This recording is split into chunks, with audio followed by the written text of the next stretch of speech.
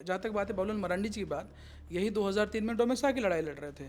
आज भाजपा ने दूसरे राज्य के एक नेता को यहाँ टिकट दिया, तो उनका डोमेस्टा की लड़ाई कहाँ चली गई? जयराम महतो के इर्द गिर्द 4 से 5 लोग के अलावा छठा नाम कोई बता नहीं पाएगा। कमी यह है कि जयराम महतो के अलावा कोई वक्ता नहीं है उनके यहाँ पे। जयराम महतो के अलावा कैडर नहीं है। विजनरी बात पे 4-5 मुद्दों के अलावा और बाकी मुद्दों पे बातचीत नहीं हो रही है। बाती जब आती है कम्युनिटीज़ के, तो सारे कम्युनिटीज़ को लेकर आप चल नहीं पा रहे हैं। आप कुल मिला के कह रहे हैं कि हम सुमन गिल ला गया विराट कोहली का, तो आप ही सब कुछ डिसाइड करेंगे तो लोकतंत्र तो रहा नहीं। देखिए, सुदेश महतो जी की पार्टी में बस एक ही कमी है, भैया आपने ये मैसेज दे दिया है पूरे झारखंड में कि आप एक ही जाति के नेता हैं। आपने ये मैसेज दिया ही नहीं है। उसका एग्जाम्पल ये है कि ज़रूरी नहीं है कि काबिल आप जिस एक विधानसभा में गिनाता हो, रामगढ़ में 3 विधानसभा में इन्होंने चुनाव लड़ा पिछले बार। मांडू विधानसभा का उन्हीं की जाति का था, बड़का गांव का उन्हीं के विधानसभा उन्हीं की जाति का था, और रामगढ़ विधानसभा उन्हीं की जाति का था।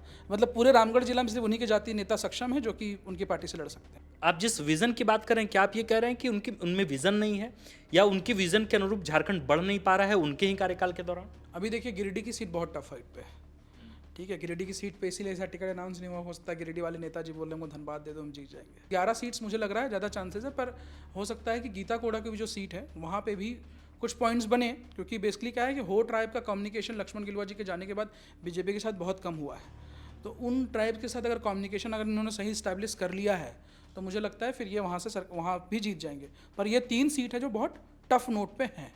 देश में लोकसभा के चुनाव अब बेहद ही नज़दीक हैं, और जब जब इस देश में चुनाव होते हैं तब इस देश में नए नारे गढ़े जाते हैं, नए समीकरण आते हैं, नए वादे किए जाते हैं। पर पर्दे के पीछे यह सब कुछ करने वाले कई और होते हैं। वे नेता नहीं होते हैं, बल्कि वे राजनीतिक विशेषज्ञ होते हैं। आज हमारे साथ एक राजनीतिक विशेषज्ञ हैं, कुंदन तिवारी जी हैं, रामगढ़ से ताल्लुक़ रखते हैं। आपका पहले तो बहुत बहुत शुक्रिया कि आपने समय निकाला, और हम पूरी बातचीत करेंगे, लेकिन पत्रकार हैं तो पहले 2 मिनट बोलेंगे। जब इस देश में चुनाव आता है तो नए नारे आते हैं। मुझे याद है कि 1974 में जब इमरजेंसी का दौर चल रहा था, तब हमें किताबों में पढ़ाया गया कि दुष्यंत के नारों की एक पंक्तियां जो है वो एक बुजुर्ग आंदोलनकारी जयप्रकाश नारायण ने उठाकर गांधी मैदान से दिल्ली को आवाज़ देते हुए कहा कि सिंहासन खाली करो कि जनता आती है। जब राजीव गांधी की सरकार में बोफोर्स स्कैंडल हुआ, तब आवाज़ें आईं कि गालों पर जो लाली है तोपों की दलाली है। जब इस देश के एक सबसे second largest tribal state Jharkhand में जब पूर्व मुख्यमंत्री हेमंत सोरेन मुख्यमंत्री रहते जेल गए, तब उनके समर्थकों ने कहा कि हेमंत है तो हिम्मत है। तब फिर कहा गया कि जेल का ताला टूटेगा, हेमंत सोरेन छूटेगा। ऐसे नारे नेता नहीं देते, ये नारे सेट किए जाते हैं राजनीतिक विशेषज्ञों द्वारा। आज हमारे साथ एक ऐसे ही राजनीतिक विशेषज्ञ हैं, कुंदन तिवारी जी। सबसे पहले बहुत बहुत शुक्रिया कि आपने समय निकाला। लोकसभा चुनाव बेहद नज़दीक है, इस संदर्भ में आज हमारी पूरी बातचीत होगी। इनका परिचय क्या है ये हम क्यों बताएं, इनसे ही जानते हैं कि किस तरह आपको इंट्रोड्यूस कराया जाए। आपने कह दिया राजनीतिक विशेषज्ञ हैं। कोशिश हमारी पूरी होती है कि हम जो भी राजनीति के हलचल हैं, क्योंकि बहुत लोगों का कहना ये होता है कि आपकी बहुत लोग बहुत सारी चीज़ों से मोहब्बत करते हैं, लगाव रखते हैं।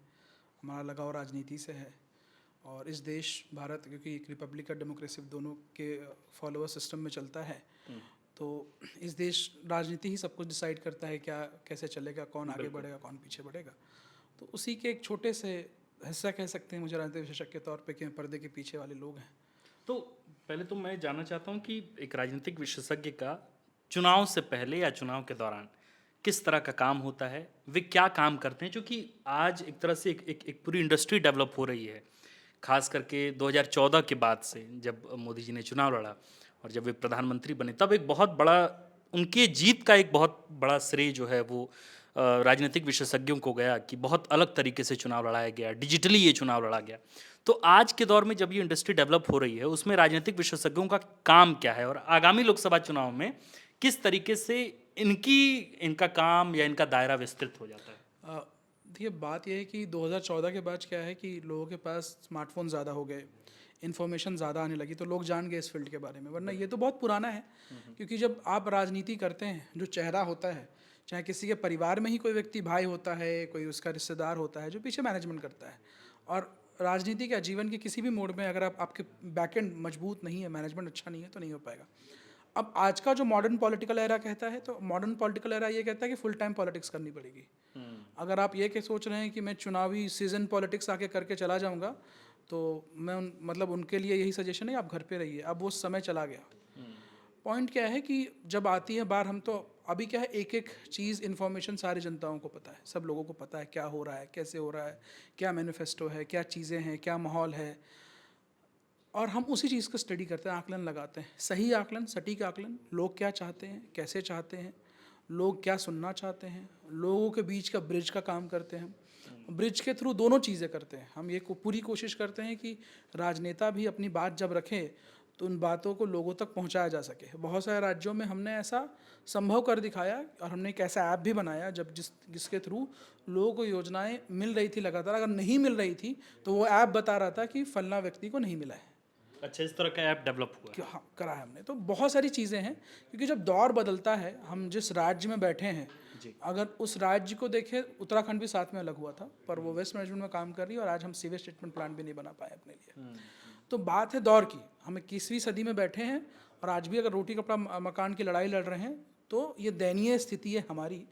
और ये जब ये लड़ाई लड़ते हैं तो बाकी चीज़ें छूट जाती हैं, और जब ये छूटता है तो राज्य पीछे रह जाता है, राज्य के लोग पीछे रह जाते हैं, इन्फॉर्मेशन पीछे रह जाता है, और दौर के साथ हम कदम से कदम मिलाकर नहीं चल पाते हैं। तो कुल मिला के ये जो चुनाव के दौरान का जो समीकरण होता है, चुनाव के दौरान एजेंडे क्या होंगे, चुनाव के दौरान किस तरीके से चीज़ें तय की जाएंगी डिजिटली, वो सारे काम एक तरह से राजनीतिक विशेषज्ञ का होता है मोटा मोटी। हाँ, कह सकते हैं। ये एक छोटा सा ये है, हिस्सा है इसका। मतलब हिस्सा तो बहुत सारी चीज़ें हैं।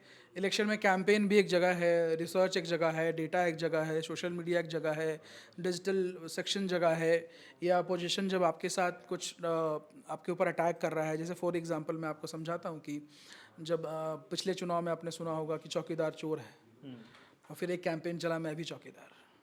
ठीक है, तो ये आप लोग कह सकते हैं डिजिटली, पर ये कितना बड़ा गहरा प्रभाव रखता है ये सोचने वाली बात है। पर ये एक हिस्सा है। अब इस हिस्से में वार रूम भी आता है, इस हिस्से में कैडर भी आता है, इस हिस्से में लोग भी आते हैं, इस हिस्से में मैनिफेस्टो भी आता है कि अब क्या लाओगे। ठीक है, अब तो ये ले आए, अब तो ये कर लिया, अब क्या लाओगे। तो ये सभी चीज़ों का आकलन करना मुझे नहीं लगता बहुत आसान होता है। और क्योंकि इंडिया में नेता एग्जीक्यूटिव बॉडी का भी रोल अदा करते हैं। मैं तो बाहर भी काम करता हूँ, इंडिया के बाहर, तो मैंने देखा है कि वहाँ के नेता शाम के 4 बजे आराम से कुछ लोग ड्रिंक लेते हैं, तो शाम में ड्रिंक आराम से चिल करते हैं, या स्विमिंग पूल में या समुद्र में तैर रहे होते हैं। उनको एग्जीक्यूटिव बॉडी का काम नहीं करना है। पर जहाँ इंडिया एक ऐसा देश है जहाँ के नेता बहुत मेहनती है। सुबह 50-100 लोग आ जाएंगे, आपके डॉक्यूमेंटेशन चलेगा। नालियों का प्रॉब्लम है तो यहाँ ब्यूरोक्रेसी उतना उस तरह से नहीं काम करती है कि आप डिस्ट्रिक्ट कलेक्टर के पास चले जाओ, वो आपका नाली वाला प्रॉब्लम सॉल्व करेगा। यहाँ नेता चिट्ठी लिखता है डिस्ट्रिक्ट कलेक्टर को। तो एग्जीक्यूटिव बॉडी का रोल जो है वो पोजीशन नेता अदा करता है। तो नेता के पास समय नहीं है। नेता तो ये काम खुद भी कर सकते हैं, बहुत सारे काम खुद भी कर सकते हैं, और भी बहुत सारी चीज़ें होती हैं। पिछले बूथ कहाँ हारे थे, क्यों हारे थे, कारण क्या था। आज तो वो दौर आ गया जहाँ डेटा आपके हर एक बारीकी की है कि भाई क्यों नहीं वोट दिया मुझे, क्या प्रॉब्लम रह गई। तो सारी चीज़ें कवर करते हैं, और सबका अपना अपना रोल है। ठीक, तो ये तो कुल मिला के बातचीत हो गई कि ये इस अदद की बातचीत है ताकि हमारे दर्शकों को यह समझ में आए कि झारखंड के गर्भ से निकले हुए कुछ लड़के कुछ लड़कियां अब सिर्फ सरकारी नौकरियों की दौड़ में नहीं हैं, वे पर्दे के पीछे से चुनाव लड़वा भी रहे हैं, चुनाव जितवा भी रहे हैं, और एजेंडे भी तय कर रहे हैं कि राज्य अब किस मुहाने पर खड़ा होगा आगामी 10 वर्षों में, आगामी 20 वर्षों में।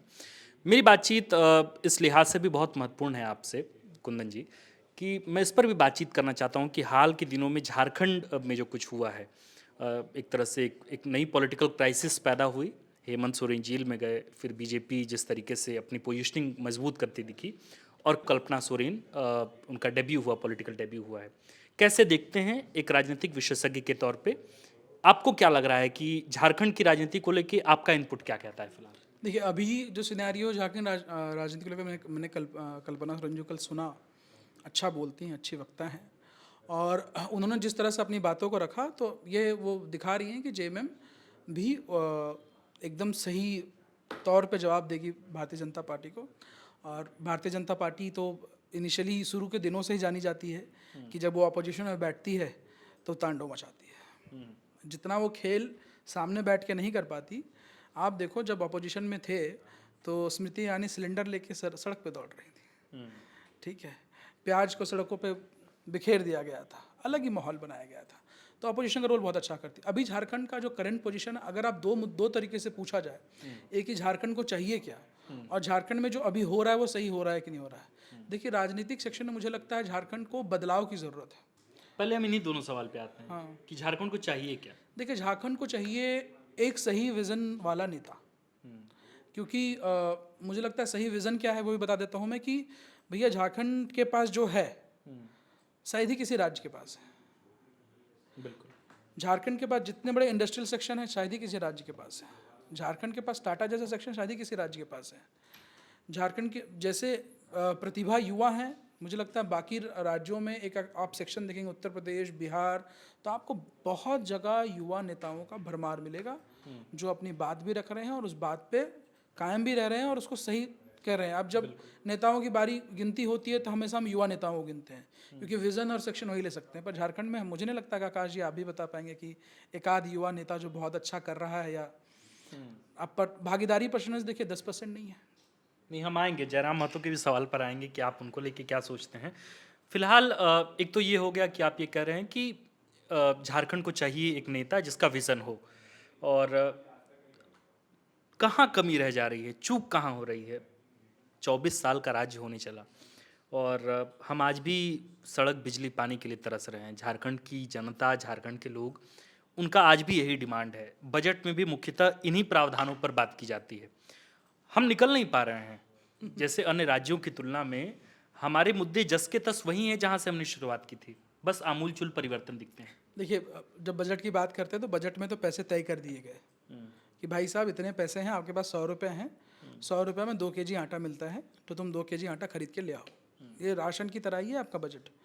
तो अब आप बाज़ार गए, ठीक है, आपको मन कर हम 10 रुपये की पेप्सी पी ले, तो आपने 10 रुपये की पेप्सी पी ली, 10 रुपये का आटा गायब हो गया, ठीक है। उन सुविधाओं में जब बजट का पैसा आया और बहुत बार बजट का पैसा वापस भी गया, तो फिर ये कमी कहाँ रह गई नेताओं में या एग्जीक्यूटिव बॉडी में, या फिर नेताओं को जो बैलेंस करने के लिए दिया गया था वो सेक्शन, कि आपने ये बैलेंस तय क्यों नहीं किया कि वो चीज़ जो मिलनी थी, जो हर साल मिलनी चाहिए, वो अभी तक नहीं मिल पा रही है।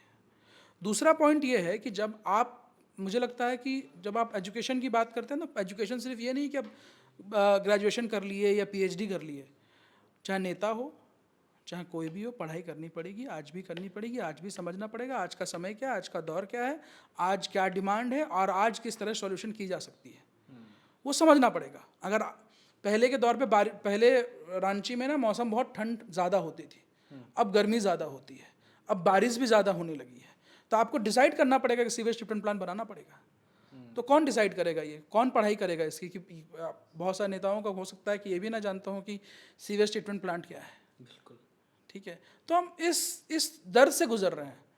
तो आप जब वोट कर रहे हैं, अब जब बात करते हैं ट्राइबल की, हमारा जो ट्राइबल स्टेट है, आप कह रहे हैं सेकंड लार्जेस्ट है, लेकिन हम रिचेस्ट ट्राइबल सेक्शंस पे देख रहे हैं इसको, चाहे वो मिनरल सेक्शन पे हो, चाहे उनका आप उनके रोज़गार के तरीक़ों को देखें, आप बाकी स्टेट्स के रोज़गार के तरीके जो ट्राइबल्स के मध्य प्रदेश के खास करके मैंने देखा है, तो उनको बड़ा स्पेस में दिया गया है स्टेट के द्वारा। कहाँ कमी रह जाती है, यही मुझे समझना है। आपने कहा कि विजनरी लीडर की बहुत कमी है।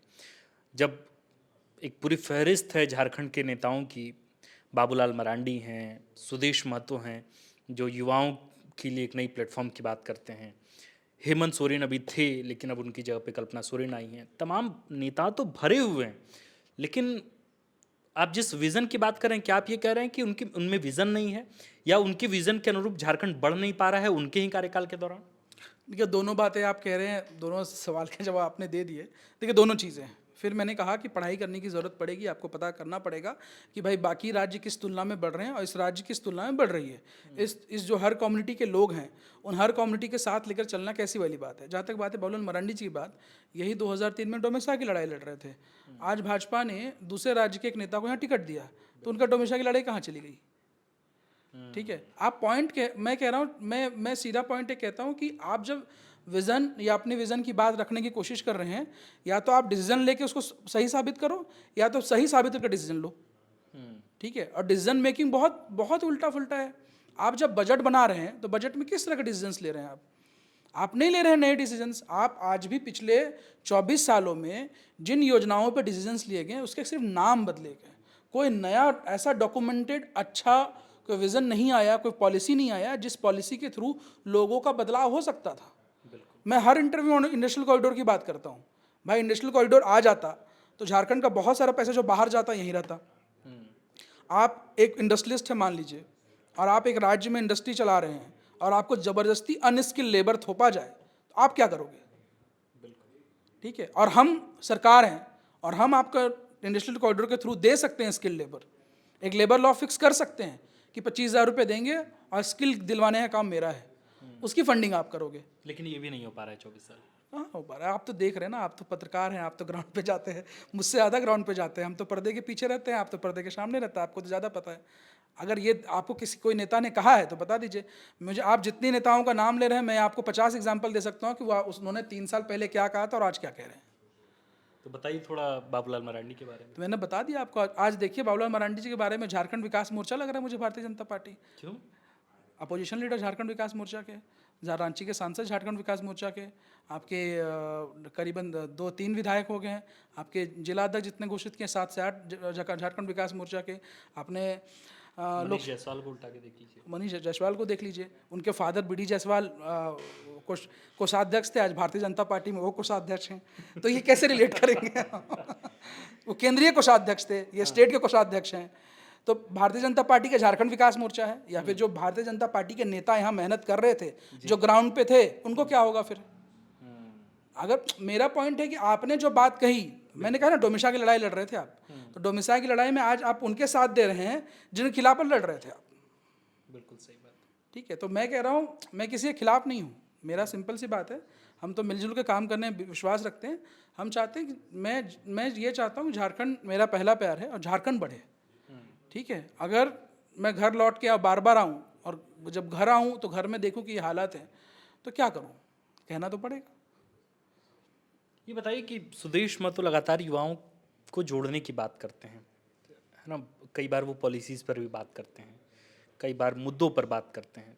कैसे देखते हैं आप सुदेश महतो की लीडरशिप को और उनकी पार्टी को? देखिए सुदेश महतो जी की पार्टी में बस एक ही कमी है भैया, आपने ये मैसेज दे दिया है पूरे झारखंड में कि आप एक ही जाति के नेता हैं। आपने ये मैसेज दिया ही नहीं है। उसका एग्जाम्पल ये है कि ज़रूरी नहीं है कि काबिल आप जिस एक विधानसभा में गिनाता हो, रामगढ़ में 3 विधानसभा में इन्होंने चुनाव लड़ा पिछले बार। मांडू विधानसभा का उन्हीं की जाति का था, बड़कागांव का उन्हीं के विधानसभा उन्हीं की जाति का था, और रामगढ़ विधानसभा उन्हीं की जाति का था। मतलब पूरे रामगढ़ जिला में सिर्फ उन्हीं के जाति नेता सक्षम है जो कि उनकी पार्टी से लड़ सकते हैं। मैं एक ही जिले का गिना रहा हूँ, गिनाना चाहूँगा तो बहुत गिना सकता हूँ, लेकिन मैं बता रहा हूँ जब मैसेज देने की क्या कोशिश कर रहे हैं कि बाकी लोग आप लोग सक्षम हैं, आप बस जुड़िए हमसे और जुड़ के बस आप नीचे मैं भाषण दूंगा आप नीचे खड़े रहिए। आप जब राजनीति करने आए हैं तो आप सबको मौका दीजिए, सबको सक्षमता दीजिए। तो सबकी भागीदारी की बात तो लेकिन वो करते हैं, लेकिन है कहाँ? मैं तो एक जिले का गिना दिया ना, मैं वो नाम भी गिना दूँ किनको किनको टिकट मिला था, बता दूँ आपको तो आप बताइए हमारे दर्शकों को। देखिए बेसिकली इनसे यहाँ पे चंद्रप्रकाश चौधरी लड़े थे उनके परिवार से, उनके भाई लड़े बड़कागांव से, और तिवारी महतो लड़े बेसिकली मांडू से। तीनों आंसू से आते हैं। ठीक है। आप एक ज़िले में ये कह रहे हैं कि सिर्फ यही जाति के लोग नेता सक्षम हैं, तो फिर आप कैसे सबकी भागीदारी की बात कर रहे हैं? मतलब मुझे आपकी बात और आपका काम करने का तरीका मुझे समझ नहीं आ रहा है। दोनों में कॉन्फ्लिक्ट है। हाँ, आप जो मैं विज़न की बात कहता हूँ ना, अभी आपने मुझसे बहुत सारे सवाल पूछे ना भाई साहब कि भाई कह क्या रहे हैं, कर क्या रहे हैं, तो मैं क्या मैसेज समझूंगा या आप क्या समझेंगे? उसके बगल में भी जो एक नेता चुनकर आए वो भी उन्हीं की जाति के हैं। ठीक है। और अभी भी मतलब इलेक्शन जब वो लड़े इतनी सारे सीटों में, तो भैया आप ये मैसेज देना है कि मैं सिर्फ अपने जाति के लोगों को टिकट दूंगा, चुनाव लड़ूंगा। हाँ, आप एक काम करो कि आप लोग सब मेरे साथ आ जाओ। आप एक नेता मुझे झारखंड में आज दिखता नहीं, सभी कम्युनिटी को कहे कि मैं आपको साथ लेके चलूँगा। अब झारखंड की बात करते हैं, कभी कभी लोग मुझे भी कभी मेरे सोशल मीडिया में कमेंट करते हैं तो झारखंड के नाय लागे। ठीक है। अब हम खतियान अपलोड करें हम अपना आईडी पे। ठीक है। तो मैं जवाब नहीं देना चाहता उन लोगों को। जवाब इसलिए नहीं देना चाहता कि ये कौन डिसाइड करेगा कि कौन खतियानी है कौन नहीं है, या तो खतियानी यहाँ लागू किया जाए तब वो डिसीजन मेकिंग की जाए, या फिर जब खतियानी लागू करने के बाद जो उनको दिया जाएगा ठीक है, उनके अलावा भी जो बाकी लोग योजनाएं तो सबको मिलेंगी। ऐसा तो नहीं है योजना से कोई वो बाधित रह जाएगा, तो सबको मिलेंगी। तो आप तय करिए, दोनों मुद्दों पे तय करिए, और ये जनता तय नहीं करेगी और कोई व्यक्ति तय नहीं करेगी या कोई नेता तय नहीं करेगा, सबकी भागीदारी से होगा। ठीक है, अब तय लेकिन करने की बात की जा रही है। हाल के दिन में एक नई पार्टी की स्थापना हुई, JBKSS, बहुत बहुचर्चित संगठन है। जयराम महतो का जिक्र बार बार आता है। अब चूंकि चुनाव आ रहा है लोकसभा का, तो कहा जा रहा है कि JBKSS, हम लोग भी, हमारे जितने वीडियोस होते हैं उन सब में नीचे कमेंट आता है कि इस बार JBKSS, इस बार JBKSS। एक राजनीतिक विश्लेषक के तौर पे और एक झारखंडी होने के नाते आप कैसे परसीव करते हैं जो सारी चीज़ें JBKSS के मंच के द्वारा कही जाती है, या जो कुछ कहा जाता है खुद जयराम महतो के द्वारा, कैसे देखते हैं बतौर नेता, बतौर आंदोलनकारी? देखिए, बतौर युवा उन्होंने अपना अच्छा नाम बनाया, इसमें कोई दो मत नहीं है। ब्रांडिंग ठीक हुई। ब्रांडिंग नहीं कहिए इसको, क्योंकि वो मुझे तो नहीं लगता कि ब्रांडिंग के लिए वो खर्च कर रहे थे ये चीज़ें। हाँ, मतलब लोगों ने स्पेस दिया, वो कर पाए, और तभी तो आपके यहाँ कमेंट कर रहे हैं लोग। पर कमी कहाँ है? कमी कहाँ है कि जयराम महतो के इर्द गिर्द 4 से 5 लोग के अलावा छठा नाम कोई बता नहीं पाएगा। कमी यह है कि जयराम महतो के अलावा कोई वक्ता नहीं है उनके यहाँ पे। जयराम महतो के अलावा कैडर नहीं है। विजनरी बात पे 4-5 मुद्दों के अलावा और बाकी मुद्दों पे बातचीत नहीं हो रही है। जब आती है कम्युनिटीज़ के, तो सारे कम्युनिटीज़ को लेकर आप चल नहीं पा रहे हैं। बात आती है जब आप पार्टी बना रहे हैं, फॉर्मेशन कर रहे हैं, तो आप ये डिसीजन मेकिंग कर रहे हैं, आप भी उसी मुद्दे पे आ गए कि भैया बाकी पार्टी से लोगों को ले आओ। आपने प्लेटफॉर्म ही नहीं दिया कि भैया कोई भी युवा हमारे पास आ सकता है, और हमें प्लेटफॉर्म दे रहे हैं। झारखंड में IITians हैं, IIM वाले हैं, अच्छे पढ़े लिखे लोग हैं, ऐसे ऐसे स्टार्टअप्स करके बैठे हैं जो 1000 करोड़ की कंपनीज चला रहे हैं। किसने ऑफर दिया? कब ऑफर दिया? अपना आप युवा की बात करते हैं। आप कुल मिलाया कह रहे हैं कि हम सुमन गिल ला गया, विराट कोहली का, तो आप ही सब कुछ डिसाइड करेंगे, तो लोकतंत्र तो रहा नहीं। और भारत में रिपब्लिक इसलिए दिया गया है कि लोकतंत्र जब हार जाए तो रिपब्लिक आगे आएगी। तो आप दोनों लोग जगह फेल कर रहे हैं।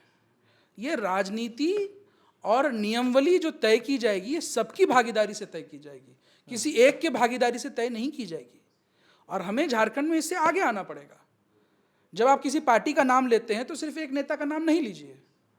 हम कोशिश करें कि 5 नेता कम से कम उसके पास ऐसे हों जो उस विजन पे चल सके। तो आप ये कह रहे हैं कि JBKSS जो एक संगठन है, फिलहाल उसके सब कुछ सर्वे सर्वा जो है वो सिर्फ जयराम महतो है, इसके अलावा आपको इर्द गिर्द और कोई नहीं दिखता? कुछ नहीं दिखता ना, कार्यकर्ता नहीं दिखते। कैडर के बिना कैसे इलेक्शन लड़ेंगे? आप कह रहे हैं कैडर के बिना इलेक्शन कैसे लड़ेंगे? भीड़ वोट नहीं होती। अगर भीड़ वोट होती तो बहुत सारे ऐसे राज्य हैं, कल जितना भीड़ उनके तेजस्वी यादव के हैं, तो उनको हिसाब से प्रधानमंत्री बन जाने चाहिए। पर भीड़ वोट नहीं होती। आपके पास कैडर नहीं है, आपके पास लोग नहीं है, आपके पास लीडर नहीं है, आप कम्युनिटी को अप्रोच नहीं कर रहे हैं, आप ये ऑफर नहीं दे रहे हैं सबको कि आप सबके साथ आइए। कभी मतलब आपको लगा झारखंड में किसी नेता ने, अगर JBKSS ने या जयराम महतो बहुत अच्छा कर रहे हैं, बहुत अच्छी बात है, बहुत अच्छा कर रहे हैं, तो क्या आपको नहीं लगता जयराम महतो को देना चाहिए कि भाई जितने पढ़े लिखे लोग हैं, आप झारखंडी वो रखिए, आप खतियान ही चेक करिए, कोई बात नहीं, पर ऑफर तो दीजिए। आप खतियानी बोलना भाई तो खतियानी लेके आइए तो तोरा हम दबो जगह, तो कौन तेरी से जगह दे, किस तरह से जगह देगा तो दे, क्या आप स्पेस देगा वो दे। अब ये तो तय नहीं करेगी जनता कि सिर्फ लोग जयराम महतो को सुनने आते हैं। ठीक है, झारखंड में काफ़ी युवा हैं जो कि बहुत सक्षम हैं। ठीक है, आप भी एक युवा हैं, आप एक 4th पिलर के फाउंडर हैं। आप 4th पिलर के फाउंडर हैं तो सक्षम हैं, तभी आप ये 4th पिलर चला पा रहे हैं। तो जब पॉइंट ये है कि जब इतने सारे लोग हैं, आप स्पेस तो दीजिए। कैडर बनेगा, आपके नाम होगी, आपकी पार्टी बनेगी, स्पेस बनेगा, सभी नए लोगों को मौका मिलेगा। आपको वो स्पेस भर देना चाहिए। आज तो जो बाबूलाल मरांडी ने जो गलती की, सुदेश महतो ने जो गलती की, हेमंत सोरेन ने गलती की, वो गलती आपको नहीं करनी चाहिए। वही गलती आप भी कर रहे हैं, repeat on the same structure. तो ये जब एक नई पौध के, एक नई नवांकुर के ज़मीन को फोड़कर बाहर निकलने के बाद भी जब ये स्थिति है, आपके नज़रिए से, अगर आपके चश्मे से अगर हम देखें, तो आखिर ये वांछित सुधार आएगा कैसे? खास करके पॉलिटिकल पार्टीज़ में, जो संगठन में जो आंदोलन कर रहे हैं उनके संगठनों में, जो हम लोकतंत्र की, आंतरिक लोकतंत्र की बात करते हैं, आप लगातार कह रहे हैं कि वो आंतरिक लोकतंत्र ही जो है वो खत्म हो गया है। लगातार सिर्फ एक चेहरा है जो बार बार हर पार्टी में दिखते हैं। जैसे अगर बीजेपी की बात की जाए, हालांकि बीजेपी में 2-3 चेहरे हैं जो दिख जाते हैं, जैसे बाबूलाल मरांडी हैं, अमर बावरी हैं, लेकिन आजसू में अगर आप देखें तो सुदेश महतो। अगर आप JMM में देखते हैं तो सिर्फ हेमंत सोरेन, वहाँ न बसंत सोरेन हैं, वहाँ न सीता सोरेन है, वहाँ सिर्फ कल्पना सोरेन अभी हैं, वो भी जब हेमंत सोरेन जेल गए हैं। तो जेबी केसस के भी साथ आप जब बता रहे हैं कि वही समस्या है कि सिर्फ एक चेहरा है, तो 24 साल की अपनी यात्रा में हम सिर्फ यही कैसे देख रहे हैं? यहाँ से कुछ अलग क्यों नहीं हो पा रहा है मामला? जबकि आप ये भी कह रहे हैं साथ साथ कि यहाँ के लड़के सक्षम हैं, यहाँ के लड़के की उर्वरक क्षमता बहुत अत्यधिक है कि वो कुछ भी कर सकते हैं। इसके बावजूद वो आगे क्यों नहीं आना चाह रहे? कहाँ समस्या हो जा रही? चूक कहाँ हो रही? मैं आपको ना एक 30 सेकंड में कहानी बताऊंगा, मैं नाम तो नहीं लूँगा। कहानी ये है कि एक लड़का है जिसने एक बड़ी कंपनी बनाई, अलग सेक्शन में कंपनी का भी नाम नहीं लूँगा। उनके फादर के ऊपर एफआईआर होता है और यहाँ के एक छोटे नेता, मतलब जिसको कहते हैं ना आप छुट भैया नेता कह लीजिए, नेता के पीछे चलने वाले लोग हैं, उन्होंने पुलिस वालों को हड़काया कि उनके ऊपर एफआईआर नहीं हटना चाहिए। जब मैंने उस एफआईआर कॉपी को चेक करा तो मैंने देखा कि वो गलत नहीं थे। फिर हमने वहाँ पे उस ज़िले के एसपी से बात करी और वो आदमी आज के डेट में झारखंड का नाम उस पोजीशन में ले गया कि इंटरनेशनल मार्केट में 1000 करोड़ की कंपनी चलाते हैं। 1000 करोड़ की 1000 करोड़ की कंपनी चलाता है। झारखंड का रहने झारखंड का आदमी रहने वाला है, झारखंड का मूल व्यक्ति है और ऐसे बहुत लोग हैं।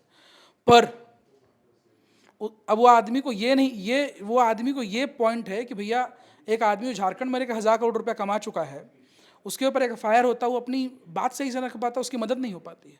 तो बात यहाँ कम्युनिकेशन की गैप की इतनी बड़ी है। जब आप जयराम महतो की बात कर रहे हैं, भैया जयराम जी आपसे मैं रिक्वेस्ट है कि आप स्पेस दीजिए ना लोगों को, क्यों नहीं दे रहे हैं? आंदोलन अपनी जगह है, सही लोगों को जगह देना अपनी जगह है। आंदोलन अगर 50,000 आदमी करेंगे तो 50,000 आदमी को आप टिकट नहीं दे सकते, और सभी आंदोलनकारी सक्षम नहीं होंगे, और अगर सभी मंच से भाषण देंगे तो नीचे कौन सुनेगा? और लोकतंत्र की अगर प्रक्रिया को अगर आपको ठीक करना है तो आपको सही चयन भी करना पड़ेगा, और वक्ता के तौर पे और लोग भी आपके यहाँ हो सकते हैं, वो क्यों नहीं है? तो आप दीजिए ना स्पेस। बाबुला मरांडी भी वो करे ना, मैं तो कह रहा हूँ सुदेश जी को भी देना चाहिए ना स्पेस। मैं किन्हीं के खिलाफ थोड़ी हूँ, कोई भी देना है स्पेस। आज के डेट में जब भारतीय जनता पार्टी की ये हालात है कि वो मैक्सिमम सीटों पे चुनाव जीत रही है, आज के डेट में 11 सीटों पे आराम से मेरे हिसाब से, तो उनको 11 सीटों में कम से कम 2-3 सीटों पे ऐसे लोगों को देना चाहिए जो कि बेसिकली विजनरी हो, अच्छा बोलते हों, अच्छा समझते हों। ठीक है, क्यों नहीं दिया? आप स्पेस नहीं दे रहे। झारखंड को और झारखंड के लोगों को और झारखंड के मूल लोगों, झारखंड की मिट्टी की खुशबू को समझते हैं। जब तक उनको जगह नहीं मिलेगी हम उस दौर तक नहीं पहुंच पाएंगे, क्योंकि आप ये तय करेंगे काम बहुत हुआ है, लेकिन इस मिट्टी की खुशबू को जानने वाला ही इस मिट्टी के उजागर को समझ पाएगा। जैसे मैं क्या मानता हूँ, मेरा नाम कुंदन तिवारी है, मैं जिस कम्युनिटी से भी बिलोंग करता हूँ, लेकिन मैं अपना को ट्राइबल मानता हूँ। क्यों? मैं जब पैदा हुआ तो सरहुल मना रहा था, मैं कर्मा मना रहा था, उसी तरह का भोजन कर रहा था, तो मैं ट्राइबल हुआ ना, मेरी प्रैक्टिसेस ट्राइबल हैं। ठीक है, हो सकता है मेरे कम्युनिटी के लोग उत्तर प्रदेश में कुछ और कर रहे हो, मेरे कम्युनिटी के लोग मध्य प्रदेश में कुछ और कर रहे हो, पर मेरा प्रैक्टिस तो ट्राइबल हुआ यहाँ पे। तो मैं मतलब मिट्टी की खुशबू को बेहतर समझ सकता हूँ। तो ये किसी का जाति या किसी का वो डिसाइड नहीं करेगा कि भाई कौन कैसा करके दे सकता है। आप वो स्पेस दो, सबको जगह मिलेगी।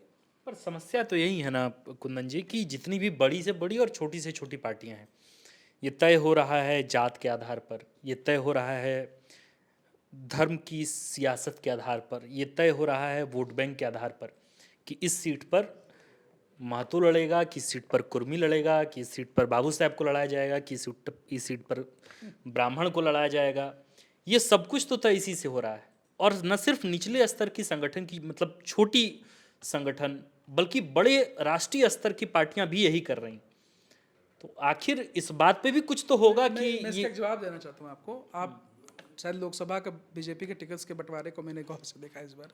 2004 में इनके पास 4 ओबीसी 4 जनरल लड़ रहे थे, 2019 में, 2014 में इनके पास 7 जनरल्स लड़ रहे थे। पार्टी के समीकरण में यहाँ 6 जनरल्स फीट बैठते हैं इनके, पर इस बार इन्होंने सिर्फ एक जनरल को टिकट दिया जो भी बेसिकली यहाँ के मूलवासी नहीं है, और अभी उन्होंने ओबीसी सेक्शंस को बड़ा जनरेशन दिया।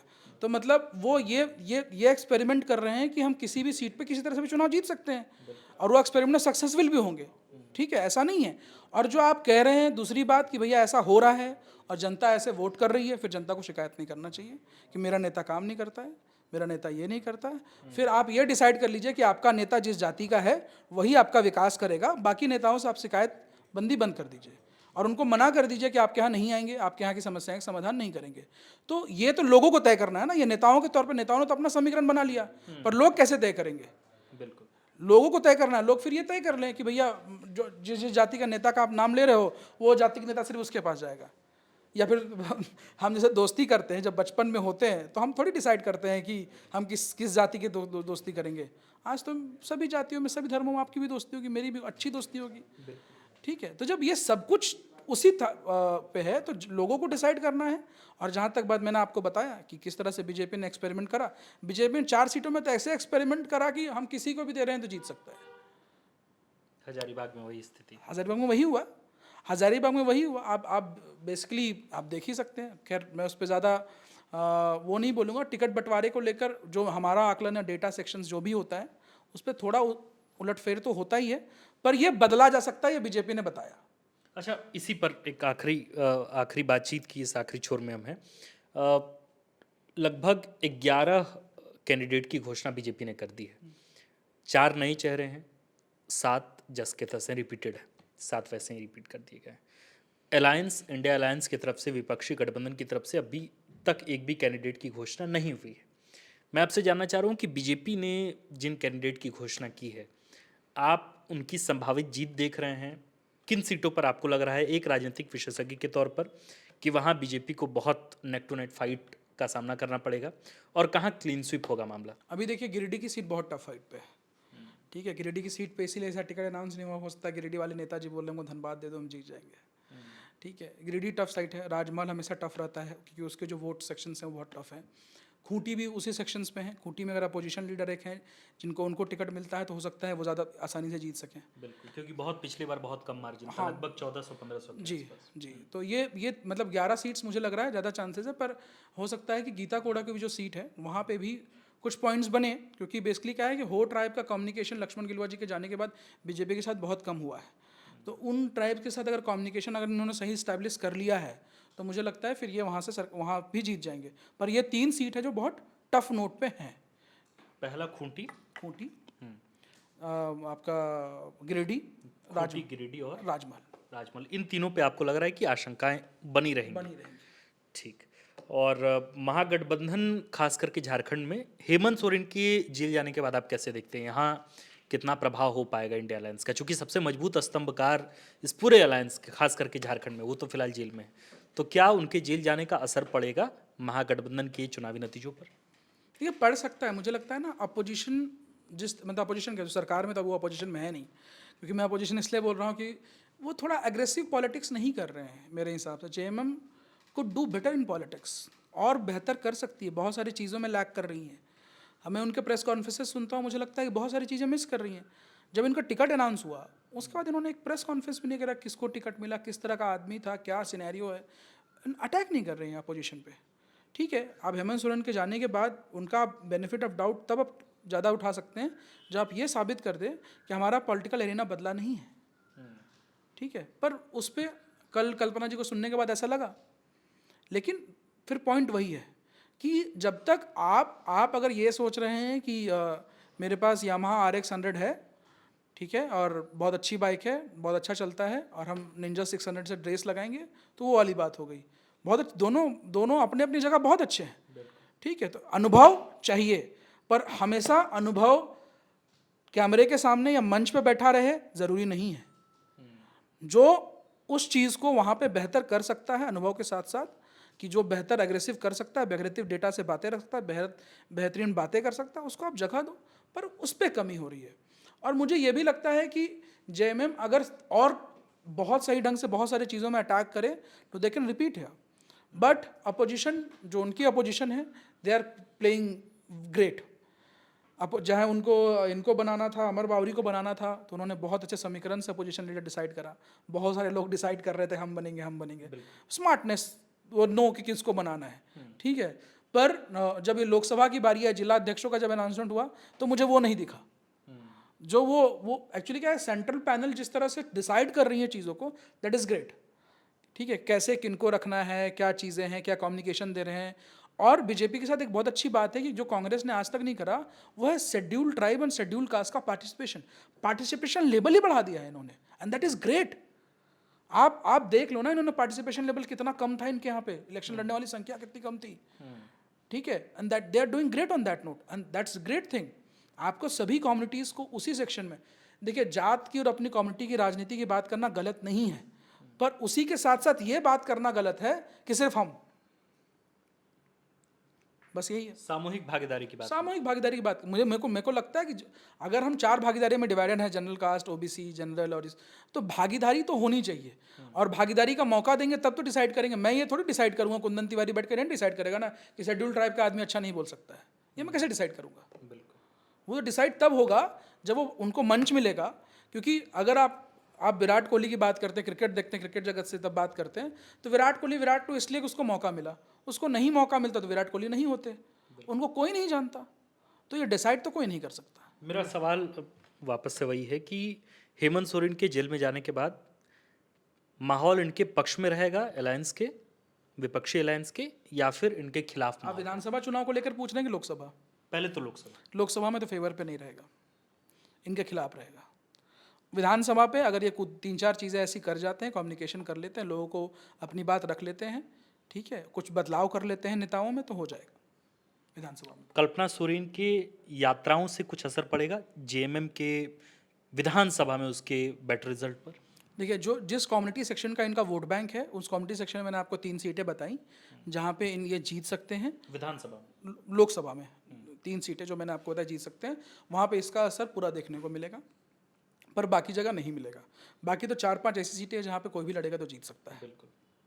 बीजेपी की टिकट? बीजेपी के टिकट पे और जहाँ तक बात है ना कि बहुत लोग ये डिसाइड करते हैं, राम मंदिर वाला फैक्टर बहुत बड़ा है, वो हाइप बनाया हुआ है।